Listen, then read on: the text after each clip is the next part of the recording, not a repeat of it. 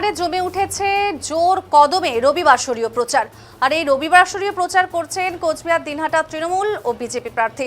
2021 সালে বিধানসভা নির্বাচনে এই বিধানসভা কেন্দ্রের বিজেপি প্রার্থী ছিলেন তৎকালীন কোচবিহারের সাংসদ তথা প্রাক্তন কেন্দ্রীয় স্বরাষ্ট্র প্রতিমন্ত্রী নিশীথ প্রামাণিক এবং তৃণমূল কংগ্রেস প্রার্থী ছিলেন উদয়ন গুহ। সেই নির্বাচনে উদয়ন গুহকে 57 ভোটে হারিয়েছিলেন নিশীথ প্রামাণিক এবং পরবর্তীতে নিশীথ প্রামাণিক বিধায়ক না হওয়ায় উপনির্বাচন হয় এবং সেই নির্বাচনে বিজেপি প্রার্থী অশোক মণ্ডলকে 1,57,000 ভোটে হারিয়ে জয়ী হয় উদয়ন গুহ এবং পরবর্তীতে তিনি উত্তরবঙ্গ উন্নয়ন মন্ত্রী হন।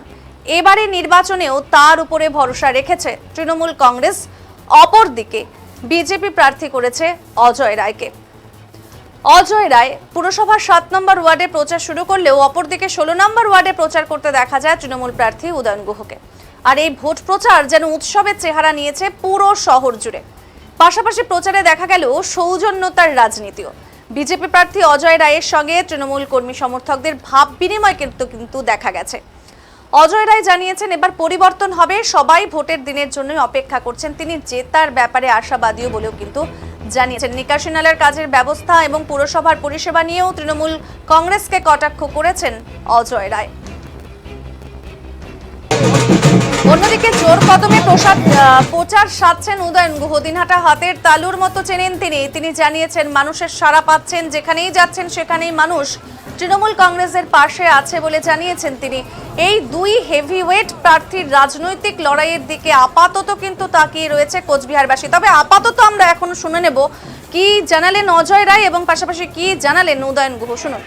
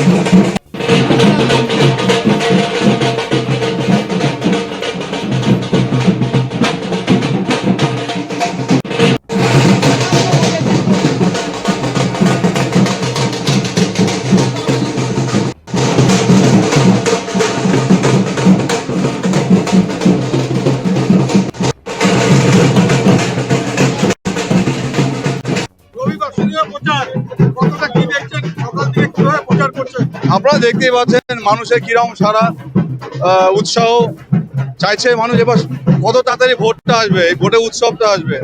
সেই সাথে আমরা যেটা দেখতে পাচ্ছি বিভিন্ন মানুষের সাথে কথা বলে যে এতদিন এই তৃণমূল কংগ্রেস এই রাজ্যে ক্ষমতা থাকার পরেও, এতদিনে পৌরসভা থাকার পরেও মানুষের এখানে নিকাশি নালার অবস্থা আপনারা দেখতেই পাচ্ছেন কি অবস্থা। কোনো পরিষ্কার পরিচ্ছন্ন করা হয় না, জলের সমস্যা রয়েছে এবং পাশাপাশি আপনারা যদি দেখি যে এর আগে অনেক দুর্নীতি এই পৌরসভা হয়েছে।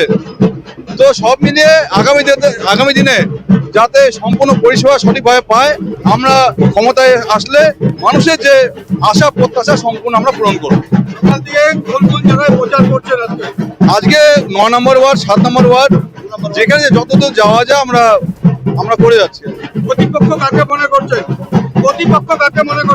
প্রতিপক্ষ তো এখানে তৃণমূল, এটা তো বলার কিছু নেই। প্রতিপক্ষ তো কেউ না কেউ থাকবে, বাকি যারা লড়াই করছে সবাই সবার মতো লড়াই করছে, সবাই প্রতিপক্ষ। তার মধ্যে বিশেষ করে তৃণমূলের সাথে লড়াইটা সবাই জানেন আর কি। 21 বিধানসভায় আপনারা জিতেছিলেন, পরবর্তীতে বাই ইলেকশন হয়েছিল, পরে তৃণমূল জিতেছিল, এবার কতটা আশাবাদী?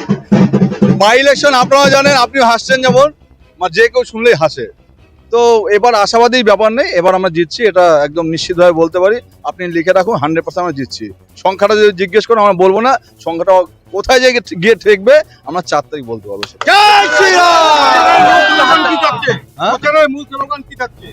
মূল স্লোগান দেখুন, এই রাজ্যে যে দুর্নীতি হয়েছে এবং এই পৌরসভার যে অবস্থা, শুধু এই পৌরসভা নয়, দিনহাটা গ্রামগঞ্জে যাবেন, রাস্তাঘাটে ছাল বাগলা কিছু নেই, সাধারণ মানুষ চলাফেরা উপযুক্ত নয়। আবাস যোজনার যে ঘরগুলো রয়েছে শুধু স্বজন পোষণ হয়েছে, তৃণমূলের যারা নেতা পঞ্চায়েত তাদেরই ভাই ভাইস্তা তারাই নিয়েছে। কোথাও নল আছে, জল নেই, সব জায়গায় জলের সমস্যা প্রত্যেকটি জায়গায়। তার থেকে বড় কথা যে গোটা দিনাটা শহর জুড়ে এবং দিনাটা বিধানসভা জুড়ে যে নৈরাজ্যের পরিবেশ সৃষ্টি হয়েছে, মানুষ এর থেকে নিস্তার চাইছে। এসআইআর কতটা প্রভাব পড়বে? দেখুন, এসআইআরটা এটা প্রত্যেকটা দলের কাছেই প্রভাব পড়বে, যা হবে প্রত্যেকের জন্য সমান হবে, ওখানে আলাদা করে কিছু ভাবার কিছু নেই যে এসআইআর শুধু বিজেপির জন্য হয়েছে বা তৃণমূলের জন্য হয়েছে, এটা নয়। এখানে অবৈধ ভোটার, ডেথ ভোটার, এগুলো বাদ গিয়েছে, সকলের জন্য সমান।